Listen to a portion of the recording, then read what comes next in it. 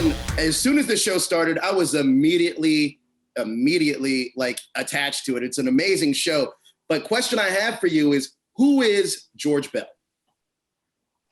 Yeah, George Bell is somewhat of he's a milkman, but he is a mystery. And he's also sort of a man on a mission. As the series progresses, you realize that this mission hasn't got that much to do with delivering milk. Right. Now, what attracted you to the role in Them? Because this show is framed as a horror show, but it really focuses in on the terror that's happening really in this town and kind of the stuff that's going on. So what attracted you to the role of George Bell and the show Them?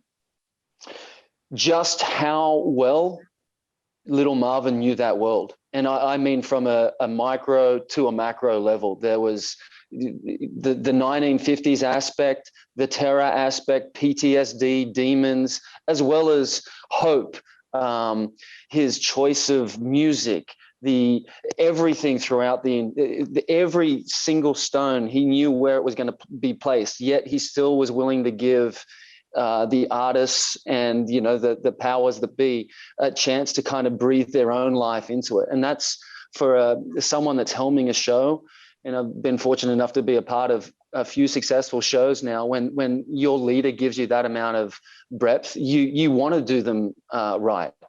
Now, I wanted to talk about that a little bit, the collaboration process with Little Marvin and how he kind of informs your character. Because, look, he's brilliant. Every episode I've seen has been, jaw-dropping to me, and it's stunning. So can you just talk to me about the collaboration process working with Little Marvin and how he helps inform your character, George Bell?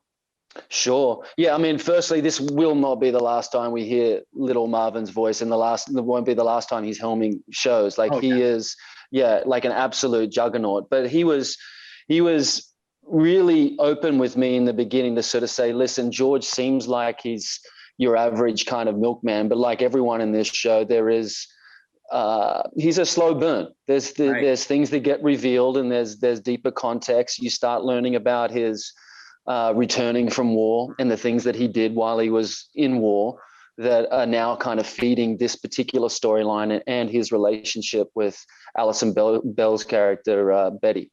Now, I was just about to talk about Betty. Now, we meet George Bell in episode 3, being your average milkman, but he has this conversation with Betty. Let's talk about the relationship between George and Betty a little bit. Sure. What do you want to know? What can you tell me about the two of them? Because when we start and meet them, you could tell that there's, like you had said, there's just a surface right here. And once we scratch it a little bit, we dive deeper into the psychology of these characters. What's going on between George and Betty? Yeah, there's an obvious chemistry that exists and exudes from them. But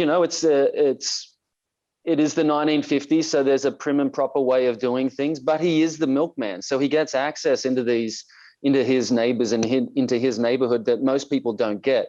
And so he, quite often will sit over at Betty's place and enjoy a cup of coffee with her and listen to kind of her worries of the world. Now, go ahead. You're right, man. Go for it. Now, I was going to ask, so with George Bell, how does he feel about the Embreys in the neighborhood in Compton? Yeah, that's something that I feel he filters through Betty. He's kind of her, whatever she wants done, he will do.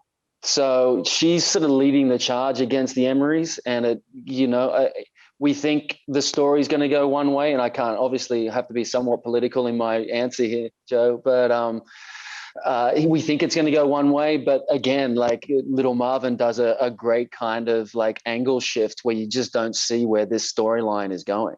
Honestly, that's one thing I absolutely love about this show, is that you think it's one thing and then it completely subverts you into something else. And I think it's brilliant. Now, the other question I had for you, look, I've only met George through 4 episodes so far. So there's a lot more for me to explore. For anybody out there that's kind of following this character, what can we look forward to more with George as we progress in the series? Yeah, I guess he's found a purpose in life, and he's a man of conviction. So once he has that purpose and the mindset and the know-how to follow through with it, that can be a very dangerous thing. Well, Ryan, you do a phenomenal job on this show. It's brilliant. Thank you so much for your time, man. I appreciate it. Thank you, Joe. I look forward to hearing what you think of the other half of the show too. Awesome. Thanks so much, sir.